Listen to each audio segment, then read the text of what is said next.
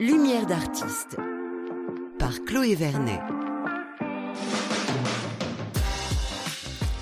Bonjour à tous, j'ai le plaisir de vous retrouver à nouveau en musique dans Lumière d'artiste. Et pour cette émission de rentrée, je suis avec un invité qu'on adore et qu'on connaît très bien dans notre région, Lilian Renaud, ancien fromager, aujourd'hui musicien, chanteur, gagnant de The Voice il y a 10 ans. Il vient de sortir son tout nouvel album, le 5e. Son nom, c'est Le Chant des Possibles et on va le découvrir ensemble. Bonjour Lilian. Bonjour. Merci beaucoup d'être en studio avec nous à Besançon. Alors, votre album est sorti vendredi, le 19 septembre, c'est tout récent. Comment on se sent quand on vient de sortir un 5e album ? On se sent un petit peu épuisé. Hein. Ouais. Non, mais c'est vrai que c'est un travail toujours de longue haleine, quoi. C'est des heures et des heures de création et de tout ce qui entoure la création d'un album. C'est vrai qu'une fois que ça sort, on souffle un coup, mais il y a quand même un petit syndrome d'épuisement, de relâchement, quoi, on va dire. Mais voilà, je suis surtout ravi et puis surtout très heureux, quoi. Oui, parce que combien de temps ça vous a pris alors depuis la première phrase du projet, la première note jusqu'à sa sortie ?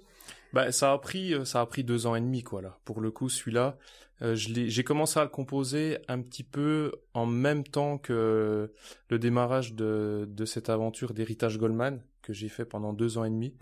Et en fait, c'est dans les pauses et toutes les coupures, on n'avait pas de concert avec Héritage que j'ai composé cet album. Et voilà, donc je dirais 2 ans et demi. Comment vous pourriez le définir, cet album ? Comment je pourrais le définir ? Peut-être l'album de la maturité, je dirais, parce que je pense que sur tous les plans, musicalement, au niveau des textes, j'ai mis un point d'honneur à essayer de faire évoluer mes textes dans le mieux, quoi.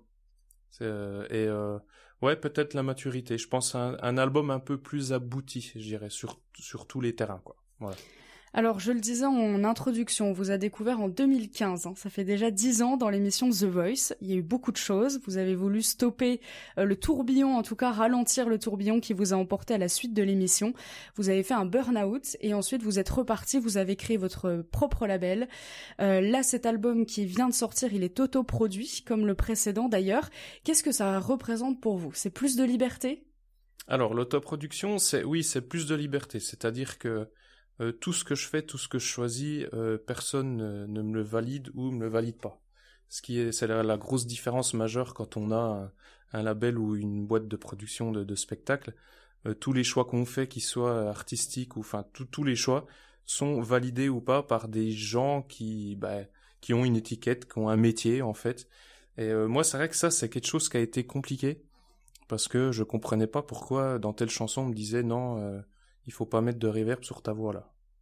Mais c'est des trucs que je comprenais pas parce que je me disais mais pourquoi en fait, qu'est-ce que ça va changer à part que moi je vais être juste content de ce que je fais et moi je l'entends comme ça et c'est moi. Donc si je veux mettre de la reverb sur ma voix, mais non, il faut pas en mettre. En fait voilà, on vous l'imposait quoi. Voilà, on me l'imposait et ça c'est un mini détail parmi des centaines quoi, mais en gros c'est ça, l'autoproduction. C'est une liberté juste totale, voilà. Et aujourd'hui, vous êtes beaucoup plus heureux ? En fait, artistiquement, je me sens mieux parce que mon 3, 4e album puis celui-là, c'est vraiment 100% de moi. Donc, je pense que tous les artistes comprennent que quand on crée des choses, il faut qu'elles nous ressemblent, qu'elles soient nous simplement. C'est le plus important. Donc, oui, je me sens beaucoup mieux par rapport à ça, c'est clair. Vous êtes plus aligné avec vos décisions. Il y a aucun regret parce que après c'est vrai que ça a été très compliqué. Vous en avez beaucoup parlé de ce burn-out. Vous n'en pouviez plus. C'était même physique. Vous pouviez pas faire autrement. Ouais, j'ai fait un burn-out physique quoi. C'est-à-dire que ça allait tellement vite, ça m'a submergé tellement vite qu'en fait très vite je me suis pas reconnu. Physiquement le corps m'a stoppé quoi. Du coup. Ouais, ça a été une période longue. Et puis après, je dirais que la création de mon propre label et puis tout ce que j'ai reconstruit derrière, ça m'a reconstruit petit à petit, quoi. En fait, tout simplement. Ce 5e album s'appelle Le Chant des Possibles. Pourquoi ? En fait, la vérité sur ce titre, c'est que je voulais pas mettre un titre qui est dans l'album. C'est-à-dire, c'est pas un titre de chanson. Et puis, c'est un ami, en fait, en écoutant toutes les chansons, qui m'a dit, je sais pas pourquoi, moi, ton album, j'ai vu la pochette et j'ai entendu les chansons, et pour moi, c'est le chant des possibles. Et puis ça a résonné assez fort en moi par rapport aux valeurs, par rapport à ce que je raconte dans cet album. Comme, je veux dire, le champ des possibles, le champ qui est écrit CHAMP, du coup, donc qui parle vraiment du milieu rural et des possibles pour dire que, ben, en fait, dans la ruralité, il y a plein de choses, il y a plein de... comment expliquer? On a un lien social qui est très important et en fait, je pense que la réalité de la vie, elle se joue là, quoi, sur le terrain, chez les gens, dans les liens, dans cette ruralité que moi j'adore. Et en fait, le champ des possibles, ça raconte ça, je crois. Voilà. Donc l'album de la maturité, et on peut dire aussi que vous revenez vraiment à vos racines. Ouais. Bah, en fait, je sais pas si je reviens à mes racines. Je crois que je les ai jamais quittées. C'est toujours une question. Je sais jamais trop quoi dire parce que j'ai pas l'impression. Elles sont jamais parties. Bah non, fait. parce qu'en fait, de toute façon, les racines, elles sont là. Ouais. Moi, en fait, je suis toujours en train de dire, on est ce qu'on est en fait. Peu importe ce qu'on va nous dire, ce qu'on va faire. Enfin, je veux dire, on est dans un corps avec une âme et on peut pas. Je crois pas qu'on puisse vraiment s'échapper de ça. J'avais écrit une chanson sur le 3e album qui s'appelle Être. Pour moi, enfin, en tout cas, c'est ma vision. C'est ce que je ressens à l'intérieur de moi. Et du coup, est-ce que je suis revenu à mes racines? Non, je les ai jamais quittées, je crois. Le premier extrait que vous avez dévoilé, c'est le titre « Que deviendra ce monde ?» Oui. Comment est-ce qu'il est né? Est-ce que c'est vous, voilà, à force de vous poser des questions sur la période qu'on vit, sur l'avenir, c'est comme ça, vous avez voulu le mettre en mots? Ouais, tout à fait. En fait, il est vraiment venu, je me suis dit, je regardais à travers ma fenêtre, chez moi tout simplement, et puis j'ai eu cette petite rhétorique. Il y avait des gamins qui rentraient de l'école en fait avec leur cartable, et puis j'ai eu ce refrain très simple là qui tournait, que deviendra ce monde.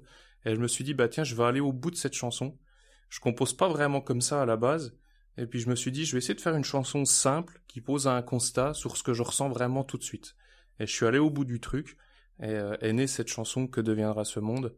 Voilà, donc qui vient, j'imagine, d'un questionnement permanent de cette époque qui parfois est un petit peu terrorisante, quoi, qui fait un peu peur. Voilà.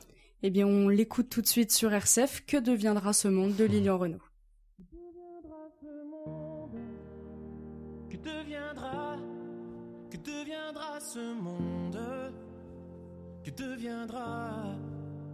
La brume a fait son nid, les mers l'ont pris les vents. Sur ma fenêtre, peu surpris, un écureuil y passe du temps. Midi se lève d'un rayon, l'école se vide de ses enfants.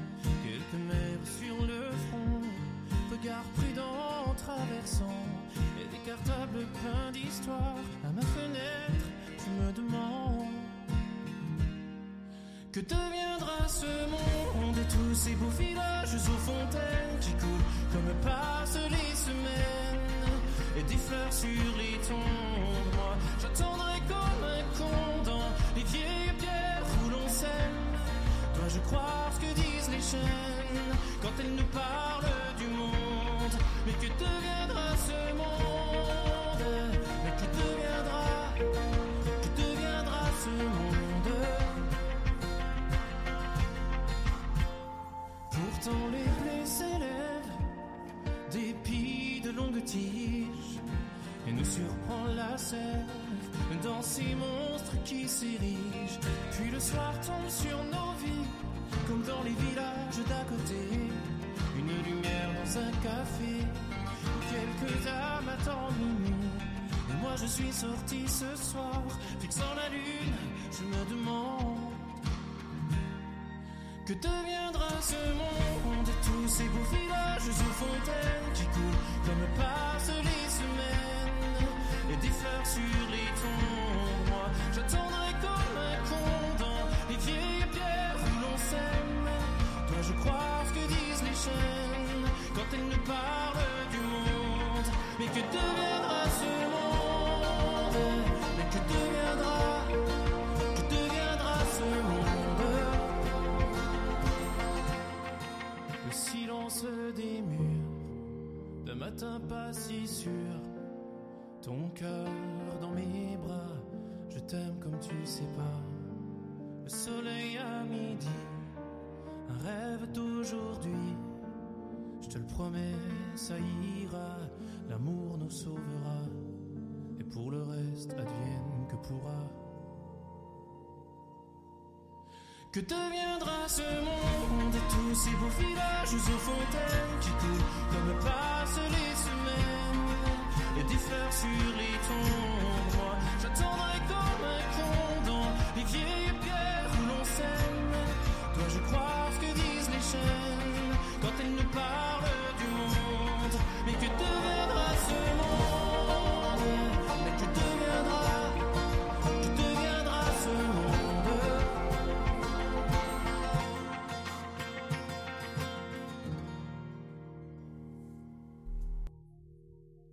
Le très beau titre « Que deviendra ce monde » du franc-comtois Lilian Renaud en studio avec nous aujourd'hui pour cette émission Lumière d'artistes.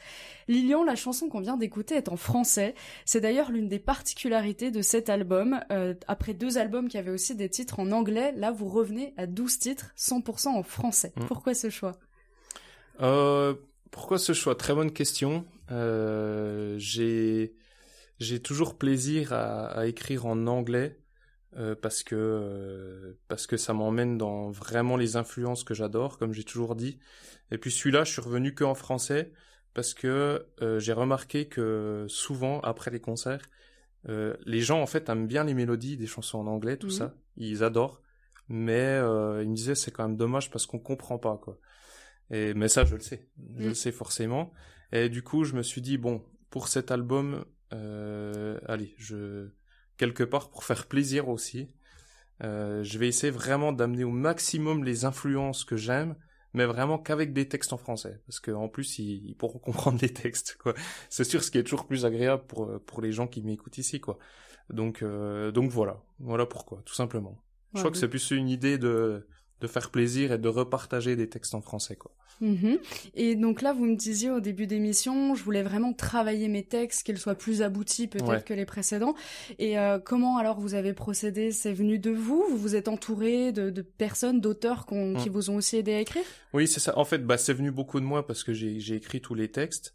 Mais en fait, il y a eu aussi une rencontre avec Gilda Sarzel. Alors pour la petite anecdote, tout l'album, je l'ai réalisé avec un ami qui s'appelle Kylian Arzel, que j'ai rencontré sur Héritage Goldman, et qui n'est autre le fils que Gilda Sarzel, qui est un auteur de renom en fait en France, voilà, qui a composé pour...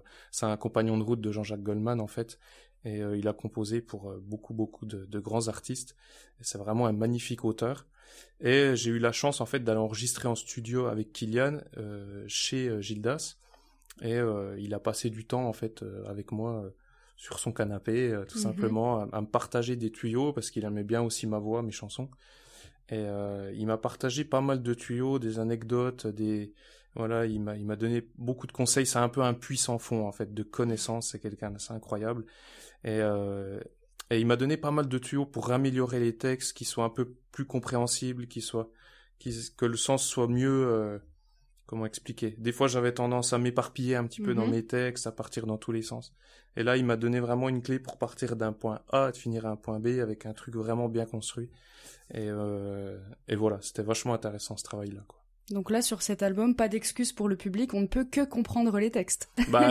Alors, sauf une chanson, je crois, la prochaine dont on va parler, qui est un petit peu plus compliquée. Tourne? Ouais. Ok. Mais je dirais pourquoi, mais... en tout cas, les 11 autres, normalement, ça devrait être assez compréhensible quand même. Ok. J'espère. On va y revenir donc sur Tourne et vous nous expliquerez pourquoi. Sur la musique, donc effectivement, dans cet album, beaucoup d'influences celtes. Ça vous touche, cette musique-là? Ah oui, beaucoup. Moi, en fait, toutes les musiques... en fait, c'est les musiques de... En fait, c'est plutôt des musiques de l'océan, pour le coup, parce qu'on est plutôt sur les côtes ouest, l'Écosse, l'Irlande, Bretagne, etc., je trouve qu'il y a un lien assez fort entre ça et nos terres à nous, c'est-à-dire, par exemple, avec la Franche-Comté. Je sais pas pourquoi, j'ai toujours fait ce lien dans ma tête. Oui, parce que pourtant, c'est à l'opposé sur la carte. C'est à l'opposé, mais je trouve qu'il y a une culture et une façon d'être qui est assez semblable. J'ai toujours eu l'impression, alors je balance ça comme ça, mais d'avoir eu une autre vie, ou j'en sais rien, en Irlande ou en Écosse, plutôt dans les pays du Nord. Parce que j'ai vraiment ce truc profond de, dès que j'entends de la musique celtique, ou de la musique, surtout la musique celtique en soi, ça me traverse complètement, quoi. Vraiment. Et du coup, sur cet album, en plus des textes en français, j'ai voulu vraiment amener cette patte très très forte. Et il se trouve que les choses sont bien alignées parce que dans Héritage Goldman, il y avait un musicien celtique qui s'appelle Callum Stewart, que j'ai rencontré, qui est devenu un ami, et qui du coup est venu enregistrer sur l'album, et vient sur scène avec moi aussi, parce qu'on partage cette passion un peu. Et voilà. Donc c'est vrai que je fais la petite parenthèse parce que vous nous parlez beaucoup d'Héritage Goldman, mais pour recontextualiser, vous revenez de 2 ans et demi de tournée, où vous avez, avec tout un groupe d'artistes, vous n'étiez pas seul, mais vous avez repris les chansons de Jean-Jacques Goldman. Exactement. Ouais, l'Héritage Goldman, c'était ça. Voilà, j'ai fait 110 concerts avec Michael Jones et des anciens musiciens de Goldman et d'autres chanteurs autour des chansons de Goldman. Et en fait, c'est pendant ce projet que j'ai rencontré Kylian Ardel, qui avait enregistré toutes les guitares sur les albums de l'Héritage Goldman, et Callum Stewart, ce fameux joueur du Lungpipe flûte irlandaise. Voilà. Et tout est né de là, quoi. Donc l'Héritage Goldman repart avec l'Héritage Goldman 2, c'est ce que vous m'expliquiez. Vous n'en faites pas partie parce que voilà, là vous vouliez vous concentrer sur vos projets à vous. Oui, c'est ça. Moi je suis quelqu'un, j'aime bien 110 concerts, c'était très bien pour moi. J'ai passé un magnifique moment, mais à un moment donné, j'avais besoin vraiment de reprendre le cours de mon activité et de mes chansons. Avant de commencer l'Héritage Goldman, j'avais déjà un peu cet album qui mûrissait. Donc finalement, ça m'a pris 2 ans et demi. Et là, il était vraiment temps pour moi de repartir avec mes chansons, quoi. On va écouter un nouvel extrait de cet album, et c'est la fameuse chanson Tourne. Alors, de quoi est-ce qu'elle parle? Pourquoi elle est particulière? En fait, cette chanson, elle est vraiment née d'un yaourt complet, c'est-à-dire que c'est parti d'un piano-voix, et en fait, la mélodie est sortie, mais avec le texte. Et en fait, avec Gildas, avec d'autres auteurs aussi, etc., c'est une chanson que j'ai amenée un peu partout en disant est-ce que vous pouvez m'aider parce que j'arrive pas à sortir de ce yaourt en fait. Tourne les rêves, tourne le monde, tourne les cœurs, tourne les hommes. Enfin, c'était un truc assez simple. Et en fait, j'ai réécrit la chanson plein de fois, même moi seul de mon côté. Et en la rechantant, elle marchait, mais vraiment pas du tout. Mais vraiment, ça marchait pas. Et en fait, il y avait que cette ritournelle avec tourne, tourne, tourne qui marchait. Et en fait, avec le temps, je me suis dit, mais en fait, cette chanson, elle raconte malgré tout quelque chose. Parce que je parlais dans le bridge du danseur artificiel, etc. Et en fait, je me suis rendu compte que la chanson parlait de cette fameuse intelligence artificielle qui arrive partout dans nos vies et qui, quelque part, fait un petit peu de mal au rapport humain. Enfin, j'ai l'impression. Et cette chanson, elle parle de ça, quoi. Mais en fait, vraiment, elle est sortie comme ça et je savais même pas de quoi elle parlait, quoi. Elle est venue à vous avant même que vous puissiez comprendre. Oui, c'est ça. C'était un peu ça, quoi. Donc en l'écoutant, elle paraît, c'est des mots que je balance un peu comme ça, qui n'ont pas forcément de sens entre eux, des fois entre les phrases. Mais finalement, je me suis dit, mais non, mais la chanson, elle raconte quelque chose. Et en fait, elle est restée comme ça, parce qu'elle marche comme ça, quoi. C'est tout. Eh bien, on l'écoute tout de suite. Tourne sur RCF.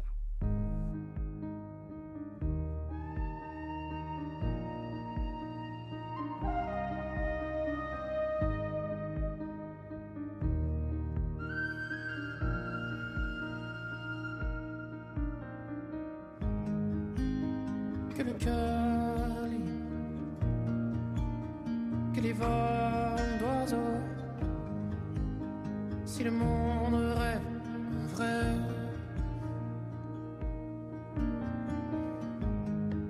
pour les rires, on ira vers l'autre et l'autre, et le cœur vrai sera.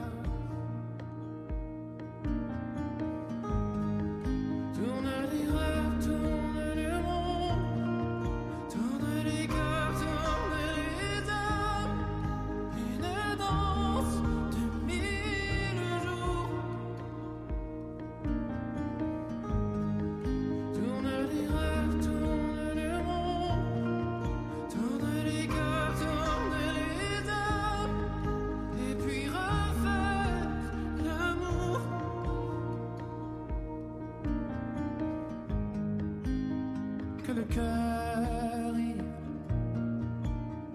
que le ciel sublime, si le monde rêve en vrai.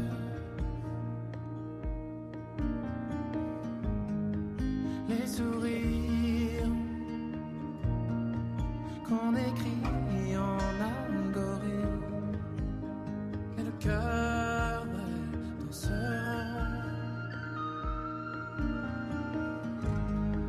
Tourne les rêves, tourne le monde, tourne les cœurs, tourne les âmes, une danse de 1000 jours.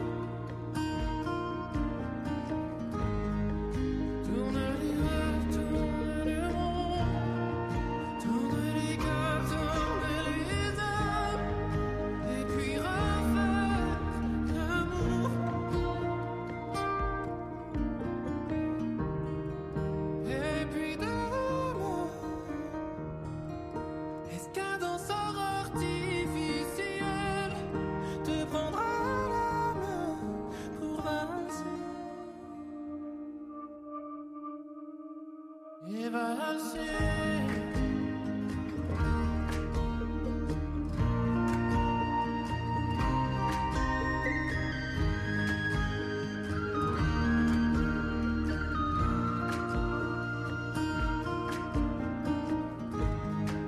Tourne les rêves, tourne le monde, tourne les cœurs, tourne les âmes, une danse de 1000 jours. Tourne les rêves, tourne le monde, tourne les cœurs, tourne les âmes, et puis refais l'amour.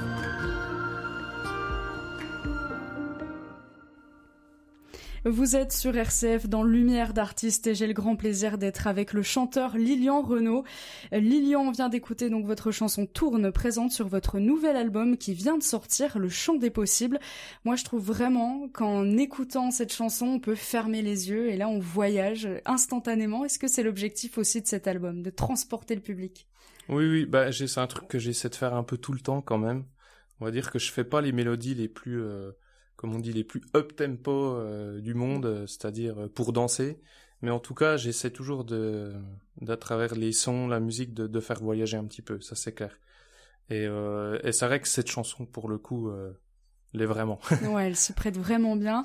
Qu'est-ce que, d'une manière générale, vous voulez transmettre au public qui va vous écouter à travers vos chansons? Est-ce qu'il y a une émotion en particulier?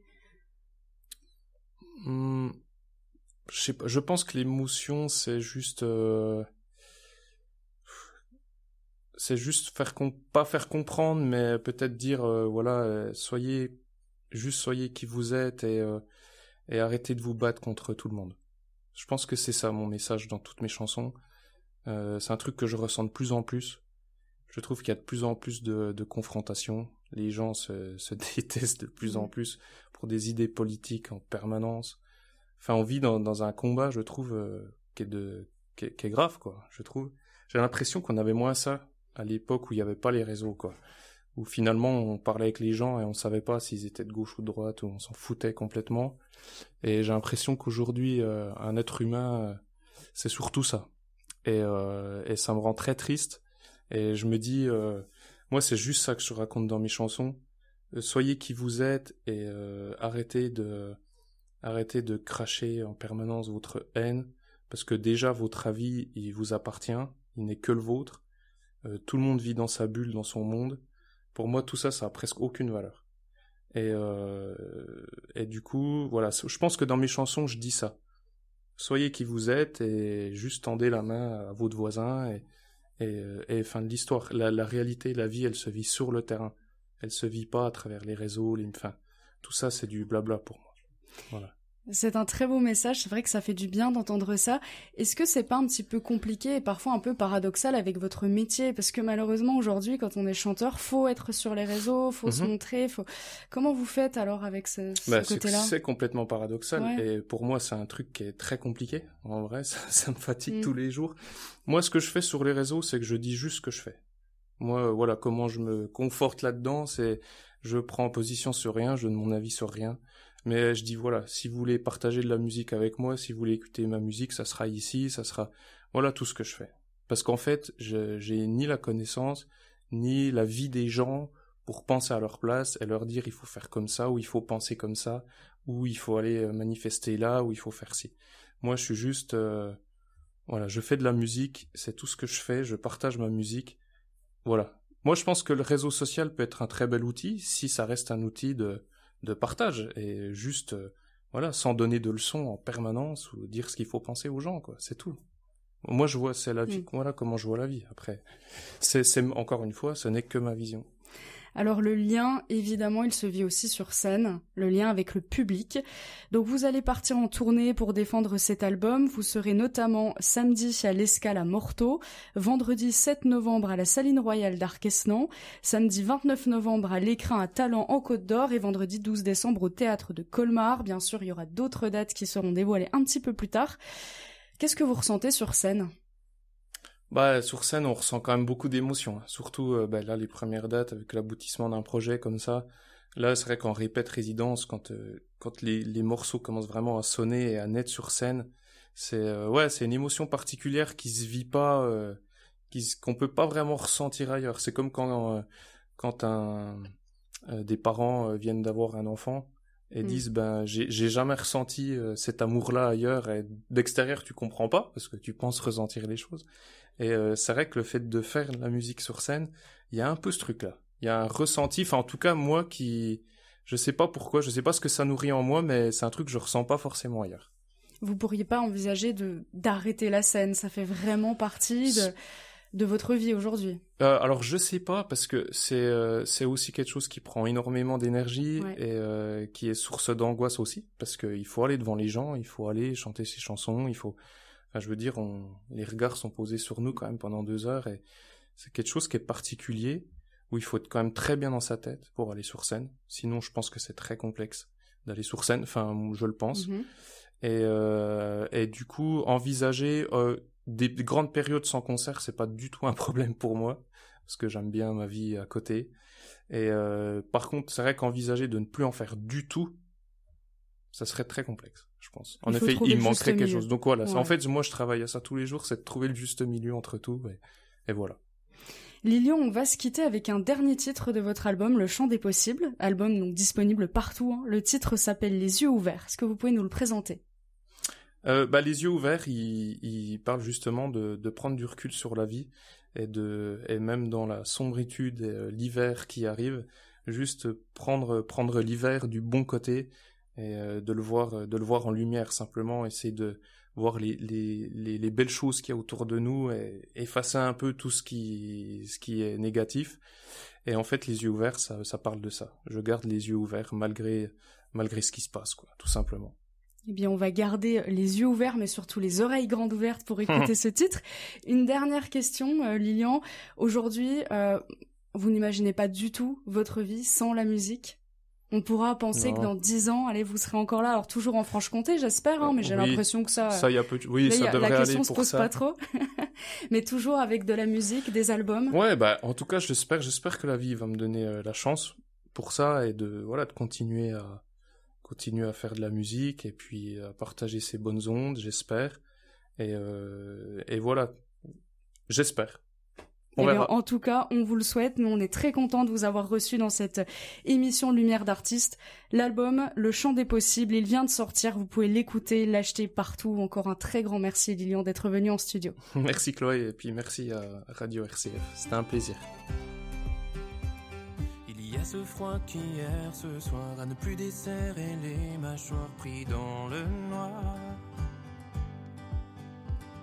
Et la bise longe le dos de la rivière, plus de verre. Il y a du sel sur les trottoirs, il y a moi face au miroir, triste à voir. Et la neige recouvre un peu la rivière qui se perd. L'hiver se réveille, et les longues brumes sachent dans mes veines en otage. Les rues sommeillent, et les rayons de passage qu'on divise.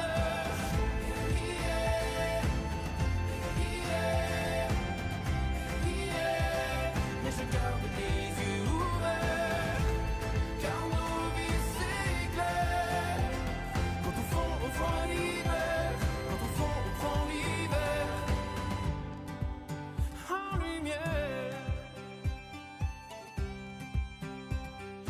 Il y a la fièvre du grand gel et dans le ciel le manque d'elle, les hirondelles. Et la glace vient enfermer la rivière comme filleule. L'hiver se réveille, et les longues brumes sachent dans mes veines en otage. Les rues sommeillent, et les rayons de passage qu'on divise.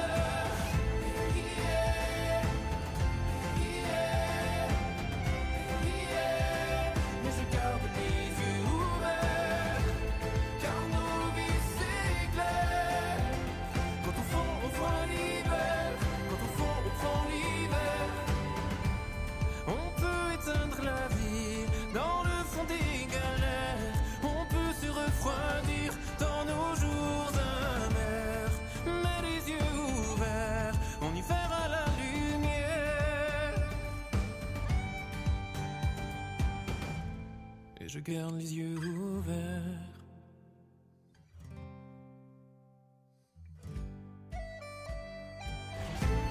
L'hiver se réveille,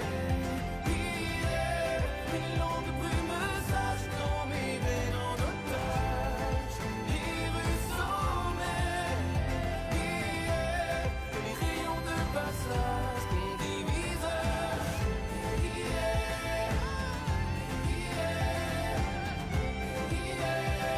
Mais je garde les yeux ouverts, car nos vies s'éclairent. Quand au fond on voit l'hiver, quand au fond on prend l'hiver en lumière.